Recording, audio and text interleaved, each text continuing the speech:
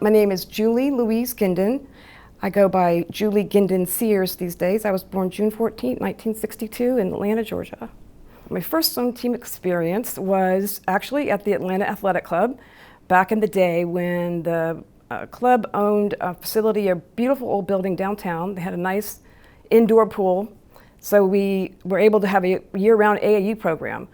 And we would train at the 50-meter pool during the summer. So I swam there from 1969 until about 1971, when they turned that building into a parking lot, and the team disbanded, and I needed to find another place to swim, and that's when I went to swim for Pete Higgins at ASA.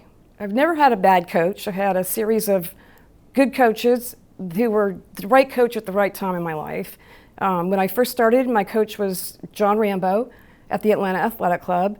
And at that time, I didn't know the strokes. I didn't know how many strokes there were, turns, rules, or anything. And he was a real technician. So he was a great person to start me off and give me a really good foundation to go forward and to be a versatile swimmer, which is pretty much what that allowed me to do. But the more I learned, the more I loved. And as I said, the team was disbanded in 1971. So I went to the Atlanta Swim Association, ASA, with Pete Higgins. Initially, I was 9 or 10, 11. We trained not at Westminster, but at Pace Academy. And it was an age group. That was where my age group went. And it was a real different experience. I had been on a pretty small team with maybe 6 or 7 swimmers. So all of a sudden, there were lots of people in the lane. And I had set a couple of state records. So when I got to ASA, I quickly learned that swimming fast in the lane, leading the lane, was not a relationship builder. So I learned to kind of hang out in the middle and that kind of thing, and was sort of truly, actually, pretty boring. And my coach, I don't even remember who that coach was, but I remember one day, a young man literally just sort of presented himself on the deck. He was coaching a group next to us, a little bit older, faster. And at first he scared me because he was yelling and jumping up and down, and I thought, oh boy. But then I realized he was coaching and decided that I wanted some of that kind of attention. And so I decided the way to get it was to swim fast. And that's what I did, and it worked. And that was Mike Eddy. And his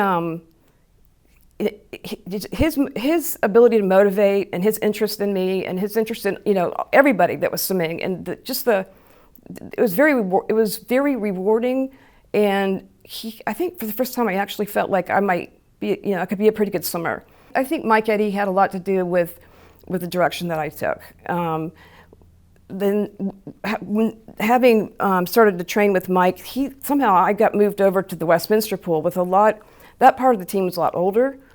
And once again, I had a little bit of a dip where being the youngest and swimming fast did not make me very popular.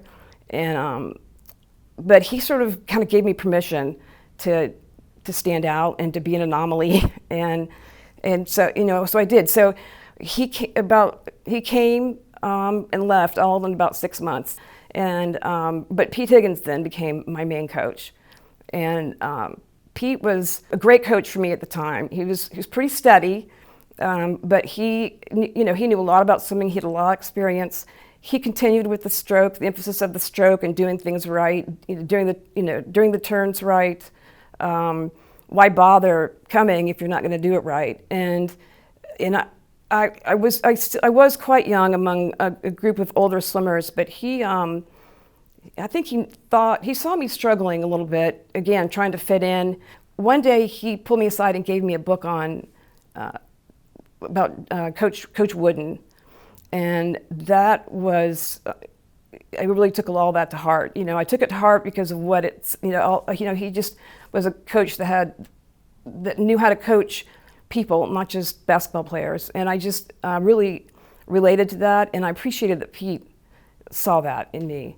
I had quite a few Georgia state records, which were great, and appreciated those. But I have to say, I think being a part of the national team, being a member of the U.S. team, is just not like anything else. I mean, getting up on the award stand with your USA on the back of it's a feeling.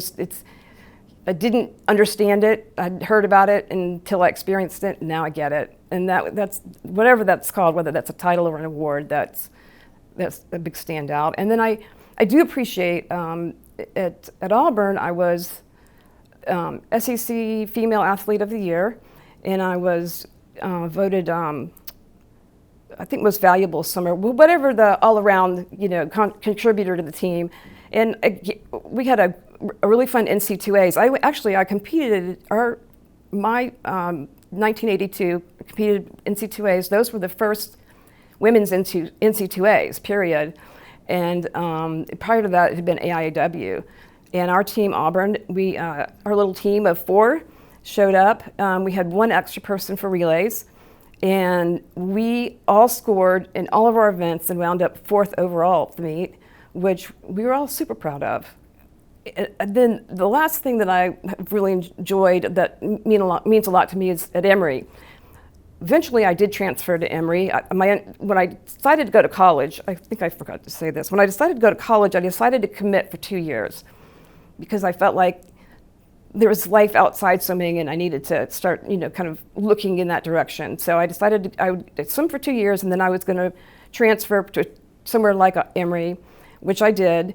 But Division III was a fantastic experience, and that team, Emory, has gone on to be, a really good Division III swimming program, and having made a contribution to that means a lot to me too.